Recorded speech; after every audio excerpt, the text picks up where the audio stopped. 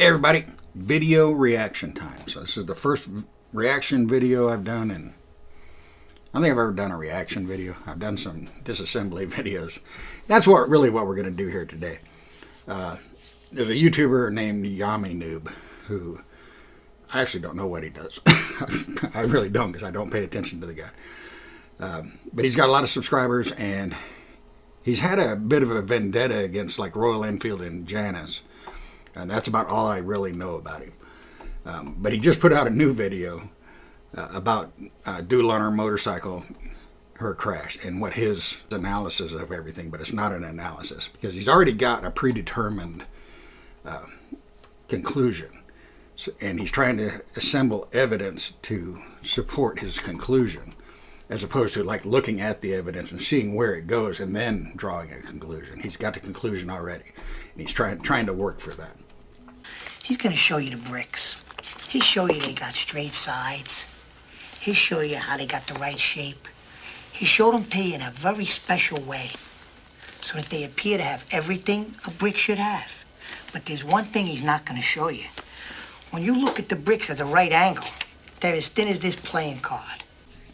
And everything I say in the video, or I'm going to say in this video, and when I'm talking about Doodle, I don't mean her any ill will. I'm not trying to throw her under the bus like I've been accused of, or trying to blame her for the accident. That's totally untrue. I'm looking at everything completely analytical. So when I look at her video and I see a hand move or do something, I don't care whose hand that is.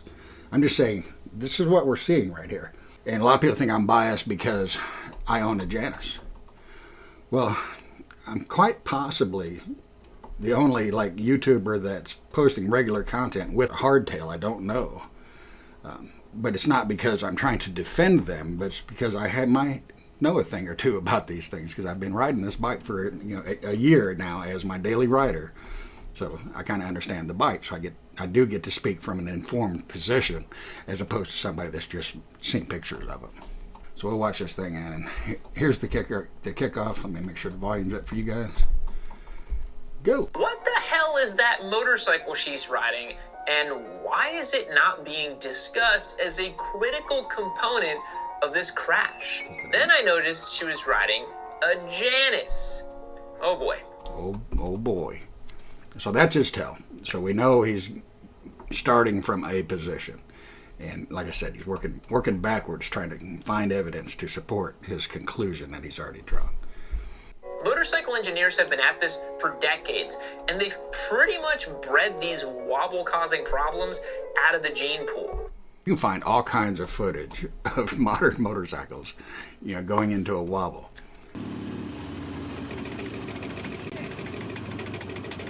And here's where he starts with the crash investigators when they put out their initial report, and they listed some things that they saw. And he says that's baloney, because it has to be the bike's fault. That's his entire premise. And so this is what's known as the fallacy of the single cause, is where you want an easy answer to point to and say it's that, instead of saying, well, you got to consider a bunch of things that might be true. So he's going to do that, and then he's going to do something called cherry picking. And this is where, if you try to make an argument or present some evidence, you only present the evidence that is in favor of your position, and not the opposing position. All right, so he's, like I said, he's going to withhold information and only show you what he wants to show.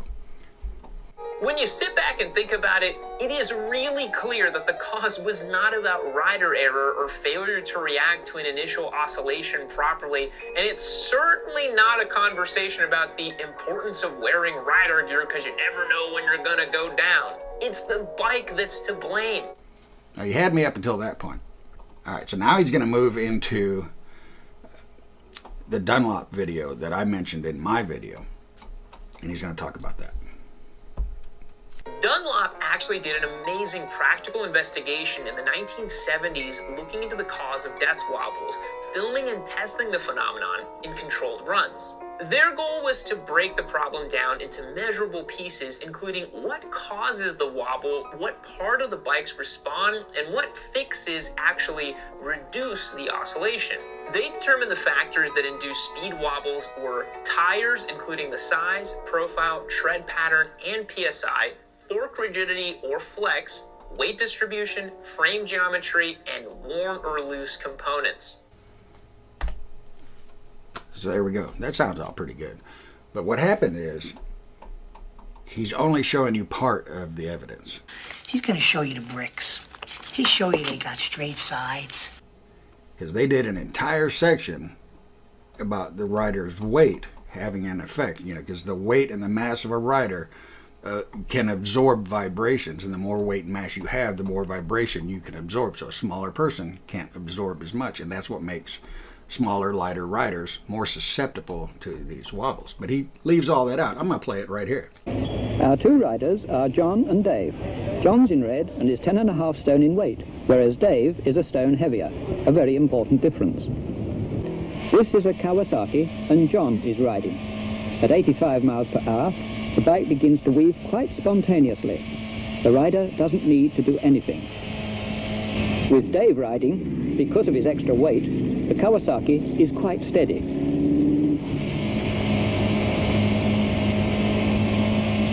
Even when he tries to induce the weave by shaking the handlebars, the machine remains stable. Remember that Dave is a stone heavier than John. The Suzuki behaves in just the same way. Notice that we're deliberately choosing the worst condition by having the lightweight rider. He can demonstrate the beneficial effect of weight by wearing a weighted belt. His weight here has been increased by 16 pounds. Nothing else has been changed, but the extra weight is enough to make the Suzuki quite stable again. We've looked at wobble and weave and seen a few of the factors which can affect both the speed and severity of the weave. Summing up, a lightweight rider is much more likely to experience weave. So he just cherry-picked his evidence. He picked only what could be pointed at the bike. He didn't point at anything else, because that goes against his narrative. So he actually lied by omission in this segment, because there's actually another cause. So he's talking about safety, but then he's withholding safety information from his subscriber base and people who are going to watch this video that maybe should pay attention to that. Be like me withholding low door heights warnings away from tall people. They're going to bump their heads more going through a door than a shorter person will. It's that kind of thing. So it kind of shows his true intent here. He's after clicks and just throwing crap at the wall. He's not here for safety. He don't care about that. So let's move on. What crash investigators determined to be a perfect storm of contributing factors are all circumstances that should in no way cause such a catastrophic wobble on a modern bike. Totally agree. And nobody said they were. But he conflates something here. What he's doing is he's saying that the bike can't do each individual thing, as opposed to looking at the whole of the perfect storm and saying all of these things added together. He's saying they can't do each individual thing. Watch. The crash investigators' explanation of Doodle's death wobble are as follows. 1. Reduced front tire load at critical moment while at top speed, slightly accelerating. I don't know how she can be accelerating if she's already at the top speed. Shifting weight rearward and lightening the contact patch at the front. So he says he has no idea how a motorcycle can accelerate when it's already at top speed. The problem is I do know. And that's what I pointed out in my original video, was when, right before she hits the step in the pavement, you see her at full throttle. She pulls in the clutch, the RPMs on the tack spike all the way over to the limit, and then she dumps the clutch. What that does, because I went out and tested it and did it on my bike, and I can put some footage in right here for you.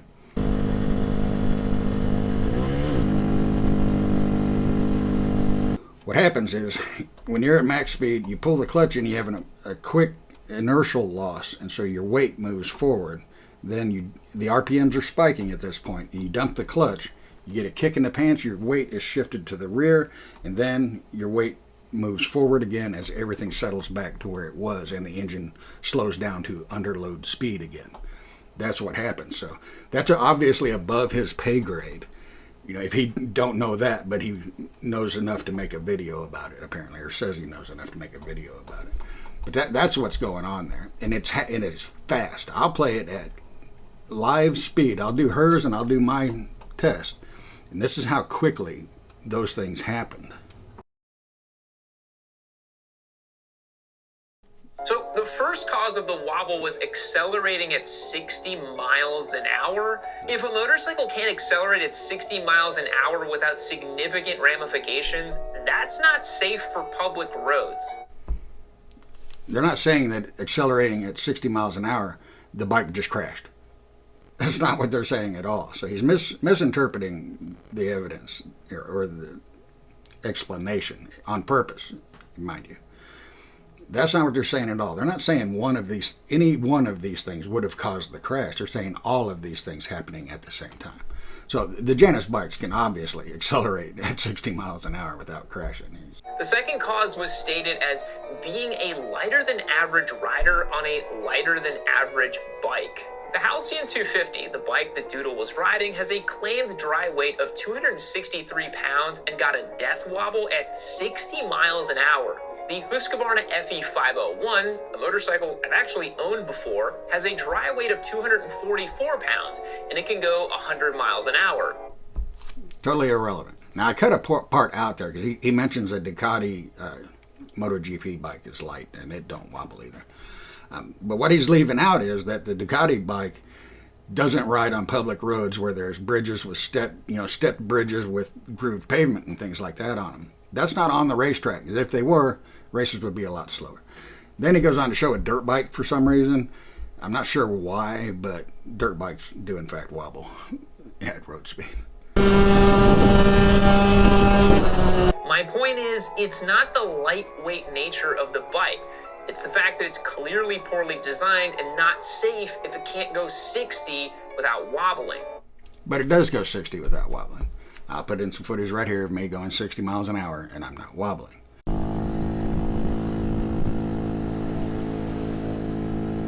But if you notice, he left something out of this segment because they were talking about the rider's weight and the bike's weight. He only talked about the bike's weight. He would not talk about the rider's weight. So he wants to only keep everything focused on the bike and not say, yeah, lightweight riders, might want to take that into consideration, type thing. So like I said, he's trying to talk about safety, but he's trying to get people to ignore what's actually safe. The third cause stated by the investigator was tire tread design matching the width of the bridge's grooves, creating a lock-in effect similar to getting stuck in a railroad track.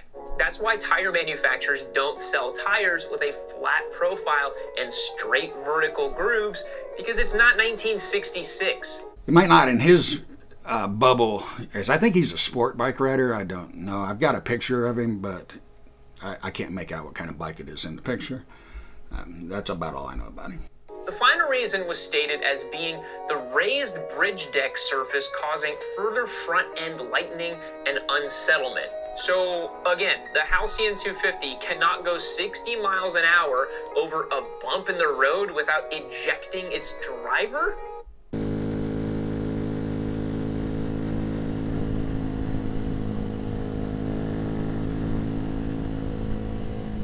People must ride motorcycles on that bridge every day in the peak riding season. And I guarantee you that anybody riding a Honda, a Yamaha, Harley-Davidson, a Ducati, hell, even a goddamn Chinese Boom BD250 on that road does not enter a death wobble because they cross the bridge at 60 miles an hour. Problem with what he's saying here, and this actually destroys everything. This demolishes his entire video. It's demonstrably false from this point forward. Because he says other bikes can go across that bridge and they don't crash. So they must be good. All right? So there's a difference here. Janus bad because it crashed on the bridge. All other bikes good because they can go across that bridge and not crash. Problem is that road that they were on is actually one of the group ride roads that Janus hosts multiple times a year when they do rallies and ride-outs and things from their headquarters. This route is one of the routes that they always do. And so multiple Janus bikes have gone over this bridge in packs and not crashed. This is the only one that's known to have had any trouble, is this particular bike. So This is the 10th anniversary of the Janus Halcyon 250. So for 10 years, these bikes have been going over that bridge and not crashing. So they must be good, just like the Honda and the Yamaha and that Boom Beatty 250 or whatever he said it was. But there's one more thing that actually just kind of puts the nail in the coffin with him. And I'm going to put a picture up right here. And this photograph actually debunks everything he's saying. And what we need to look at is that. That right there is Richard Worsham on Janus Halcyon number 68. He just hit the bridge, the bump, the grooves, the whole 9 yards, just like she did, because he was following her and they were filming when they did this, and he did not go down. So that shows that in that situation, there was another bike there, and it did not crash. So there are other factors at play other than the bike being at fault due to its poor design and its old-timey looking suspension. You know, what any excuse he has is out the window now, because that bike exists and made it across that bridge right behind her without going down. So he's done. His entire argument has just been cooked. All right, so now Stop! He's already dead. This is a weird part. I'm going to play this, but this is weird to me. In the front, it uses an old-timey leading link type front fork, which is essentially two rear shocks and a U-shaped swing arm in place of a normal telescopic fork. All right, I'm going to cut it here because from here he goes straight to BMW used to use what's called an Earl's fork. And he goes into, tries to explain the difference between an Earl's and a leading link, when actually the Earl's is a leading link, but not all leading links are Earl's due to a specific patent. It's like a name brand. So a lot of people will say an Earl's fork when they're talking about a leading link fork, like they talk about Kleenex when they really talking about tissue paper. You know, they might use the word Kleenex or Scotch tape. When in conversation with Janus's team, I was also made aware that the Janus founder is the one that designed the frames. Now look, I'm not going to put him on blast, but let's just say I found his LinkedIn profile, and mechanical engineering or anything related to automotive design is not on his resume. Okay, so he's got a degree in architecture. We don't know what all he studied in school. But this is kind of like oversimplifying the situation. Because you got to remember that when they started this company, it was just two guys, you know, in a rented space, you know, scratching their heads trying to figure things out. And they hammered out this thing called the Paragon, which was their first bike, kind of a proof of concept type thing. Then from there, they moved on to the Halcyon 50. And so they designed this frame and, you know, made almost the same bike. It looks pretty similar, except you notice it uses conventional forks. Like I said, as the company grew, though, they did hire engineers and people like that, and you know they've pretty much got this down to a science by now, because it's 2025. They started in 2011, so 4 years. You know, they've been developing all of this, and that's still kind of like he's just kind of ignoring all of that aspect of it. And it's like, you know, where, you know, if that's the case, and there's like this gated entry into being able to, you know, build your own bike or do things like that. You know, we wouldn't have things like, you know, we wouldn't have Jesse James building choppers or Indian Larry or anybody like that. Leave it to the wonderful world of free enterprise and just allow a guy, just any old guy, to be able to build and sell motorcycles that are not anywhere near close to modern safety standards. And then people are registering them and riding them on the street. That's crazy. Aren't there like standards that need to be met? Testing? Nothing? This sport is dangerous enough as is. Allowing people to ride a Janus while under the assumption it should behave similarly to any other motorcycle should probably be illegal. All right, so he talked a lot there, but he didn't say a whole lot. I'm going to disregard all the safety crap because that's nonsense. But this is kind of like some nanny state Ralph Nader crap, you know. And we used to be able to buy three-wheelers and ride them, and we no longer can because they were banned, because people like this were causing hysteria and things like that, trying to drum up hysteria and have people, you know, get their pitchforks and their torches and come out against, you know, three-wheelers. And all the manufacturers just stopped making them. They're like, we can't do it. And a similar thing happened with the Suzuki Samurai. You know, you just drum up enough hysteria and get it out there in the public and get it ingrained in people's minds. And they think, you know, you stand next to a Suzuki Samurai, it's going to roll over on you. And that's why we can't buy a Jimny in the United States today. It's because of knuckleheads like this. Motorcycles weren't safe in the early 1900s. They were rickety, unstable, and unpredictable, especially at high speeds. Why would Janus want to replicate that? For purity? Because motorcycles were actually pretty cool back then, and they were fun to ride, but they did have some drawbacks and flaws to them. And those flaws were the brakes and the controls.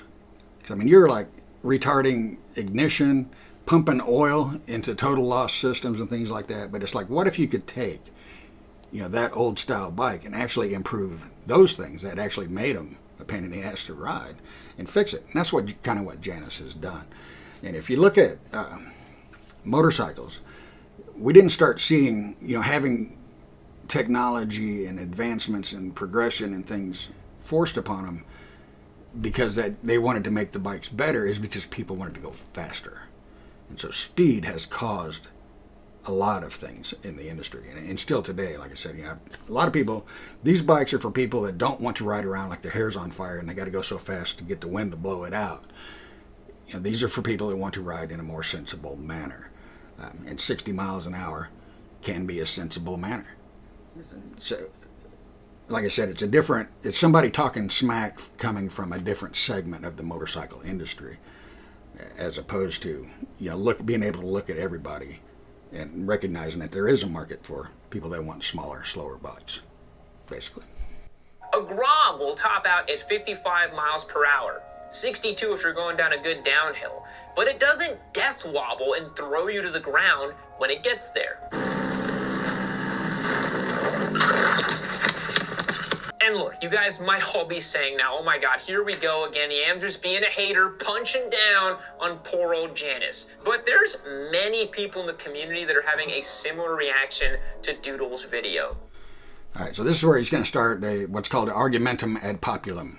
This is the argument from popularity. A lot of people are saying it, so it must be true. A lot of people believe the world's flat too, you know, but that doesn't make it true. And so just trying to find people that agree with you and using that as some sort of evidence is complete nonsense. But he does something even worse than that. Scroll past the at-gat glazing, the mansplainers talking about everything Doodle could have done differently to stop the wobble, and the boomers calling her by her first name, offering their thoughts and prayers. You'll see plenty of people who have arrived to the same conclusion that I did. I kind of felt like I was going crazy when I watched the video and I scrolled the comments and nobody was talking about this motorcycle, but I did find some people saying some things. All right, so he's scrolling through the comment section until he finds somebody that agrees with what he's saying. And this part kills me. Aviation Stuff said, doing a Google search, I found this, quote, the best feature of Janus's motorcycles as marketed by the company is its extremely lightweight build thanks to the use of aircraft-grade chromoly steel frame. As any engineer knows, strength is not the same as stiffness. Chromoly steel is strong, which means it can withstand a lot of force before it yields. However, the stiffness, modulus of elasticity, of chromoly is the same as any other steel alloy for all practical purposes. Simply put, this means that a frame made of standard steel will be heavy and stiff, while a frame made of chromoly will be light and flexible, considering that they are both designed to handle the same forces. The thing is, flexibility of the frame is not a good thing. Wow, it really means something when a random engineer watching YouTube understands more about frame material and manufacturing than the ones that are building motorcycles from scratch in Goshen, Indiana. And this is why it's important to check your sources and not take comments on Reddit, YouTube, 4chan as gospel truth. Everything that engineer said might be true. In fact, I'll grant it for sake of argument. I'll grant everything he said was true in that analysis. He might also be wrong. But the point is, it doesn't actually matter because his premise is flawed. All right, the starting premise that Janus uses chromoly steel frames is false. But he said he did a Google search and came up with that. Well, if you do a Google search on what kind of steel Janus makes a frame out of or whatever, you'll come up with this answer that's saying it's chromoly steel. And that's the AI-generated response. problem with AI generated responses is, one, they're not intelligent. It's a kind of a number generator type thing that's just scraping information and trying to put it together in a sentence so you can read it, you know.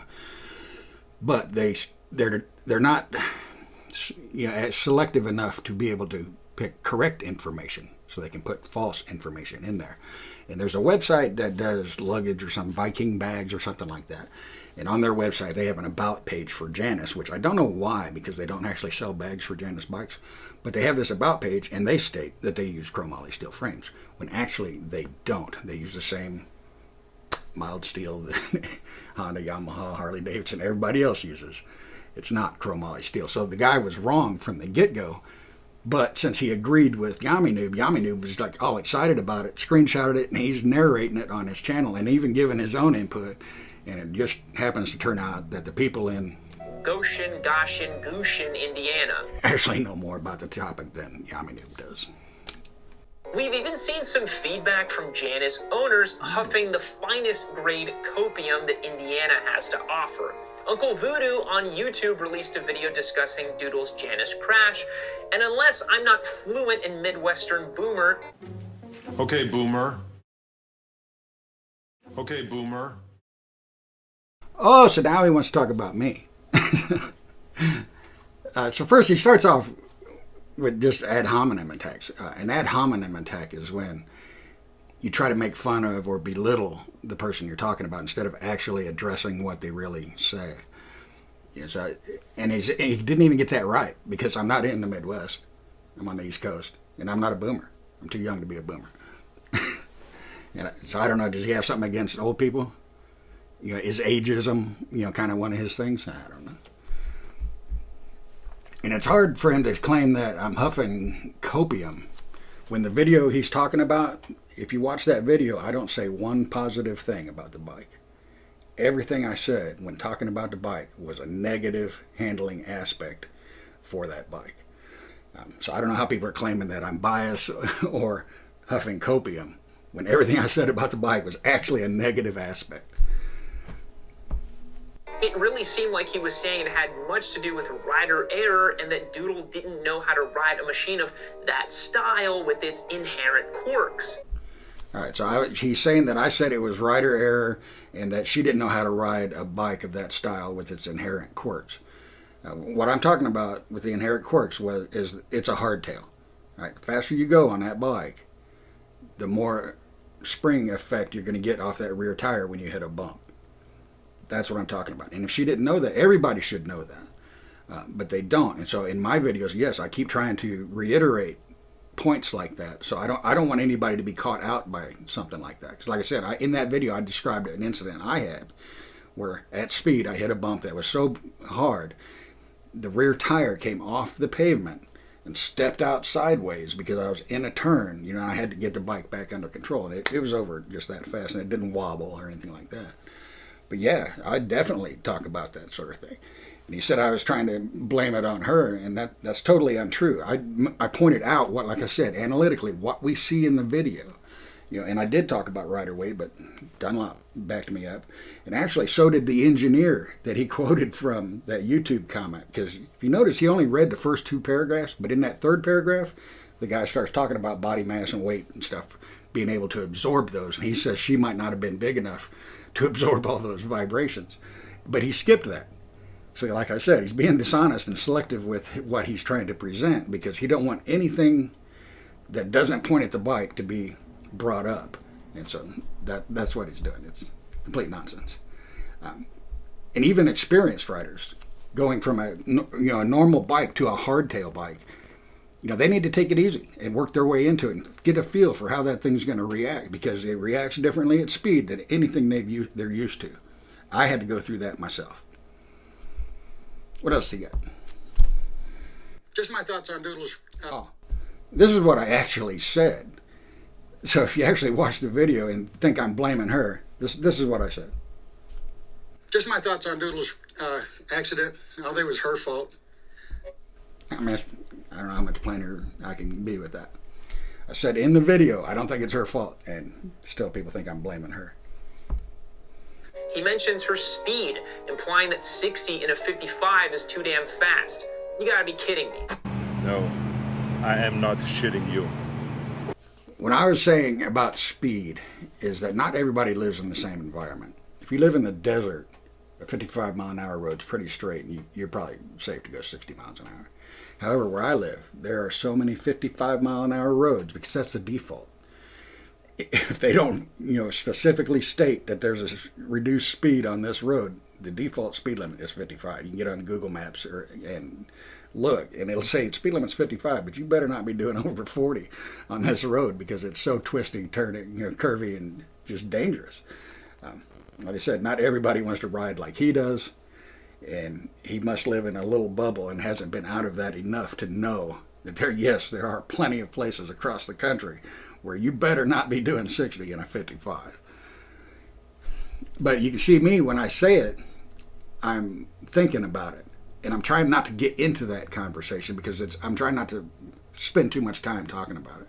So basically all I say is, okay, yeah, we can say she was doing more than the speed limit, and that's about all we can really say.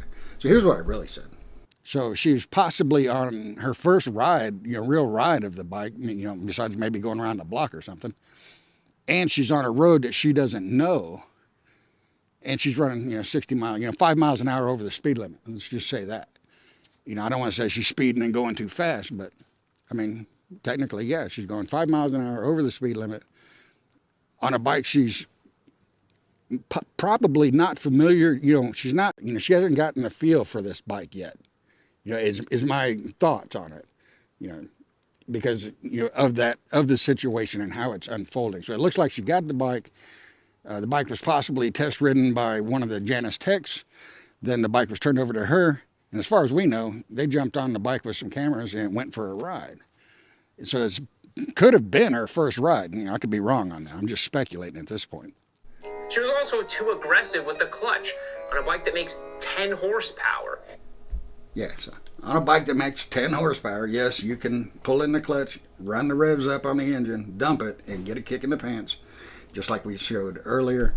He don't understand that. And she was, of course, too small and lightweight to balance out the weight distribution of the machine. I didn't say weight distribution of the machine. I said the machine's rear biased. But what I said was the same thing Dunlop said, what the same thing his YouTube comment engineer said. Weight matters on a motorcycle. That's not controversial. Doodle was very light. She might weigh 120 pounds. So I've got 100 pounds on her. So I might not experience the same things she experiences, on the same bike. Duh. A 300-pound guy or gal is not going to have the same riding experience as a 100-pound guy or gal on the same bike. They're going to react differently. If there's this many caveats that need to be satisfied to ride a Janus without dying, why the hell do they cost so much f***ing money? Oh my God, they're so expensive. Let me explain to you why they cost so much effing money. It's because they're made in America, and that's what it costs to make them. That's it. You got American company paying American workers American wages, because I'm sure their kids are kind of like mine. They like to, eat and not live in a cardboard box. And we're also talking about a company that doesn't have like big business buying power. So they can't just place an order for 100,000 mudguards. They can't do that. And so they don't get that discount. So they have to hand hammer them one at a time. It costs more money and takes more time to do that, but they don't have the benefit of the buying power. So yes, a mudguard for a Janus bike costs more than a mudguard for my Royal Enfield or a Honda or something like that, because of where it's made, how it's made, and who's making it. That's why. I don't know why this is a secret or anything. It's like Americans are so used to being able to buy crap cheap, that we bitch about, I want this stuff made in America, but then when you see how much it costs, they're like, fuck that, I'm going to Temu and I'm buying something else. It's just that kind of weird mentality. Also, she was on a ride with the owner of Janus when they went down. If there's a special way that you need to ride a Janus safely, you'd think the owner of the damn company would have clued her in beforehand. I'm sure they do some kind of like, hey, this is a hardtail, take it easy type thing. But like I said, that's kind of a responsibility that I've kind of taken on as a YouTuber with one of these bikes. So almost every video I do, I talk to people and say, look, this might not be for you. They look old because they're made old and they ride old too. You know, keep that in mind. So don't anybody mistake this for being a modern bike disguised as something old. This is built old school. And if you're looking to buy one and you're considering it, keep that in mind. You might want to be careful what you wish for. So when I say, you know, hey, 55, you know, you might not want to do 60 depending on the road, depending on how rough it is. If it's glass and straight, yeah, knock yourself out. But if there's any twists and turns and bumps and things like that in the road, you know, there could be a yellow Porsche coming around the corner at any second. And so you don't want to hit a bump and do anything that would cause you to go into the next lane, things like that. So yeah, I preach that, and I stand by that. And if some dipshit on the internet wants to try to call me names for that, well, so be it. You know, I'm a veteran. You know, I've faced tougher opponents than this. You know, so I'm not worried about him. But now we've seen firsthand that they're likely pretty unsafe too. No, what we've seen firsthand is that yammienoob will misrepresent information, misrepresent what people say, withhold information, which to me, that's just as bad as lying. Just so he can put forth an opinion versus keeping people safe and educating people about how to safely ride any motorcycle. So when I talk about hardtails, it's not because I'm riding a Janus, it's because I'm riding a hardtail. And so, you know, that's how I tailor everything. And like I said, he's not worried about safety. You know, he's worried about clicks and making money. So what we've seen firsthand is that, you know, yammienoob's just full of shit.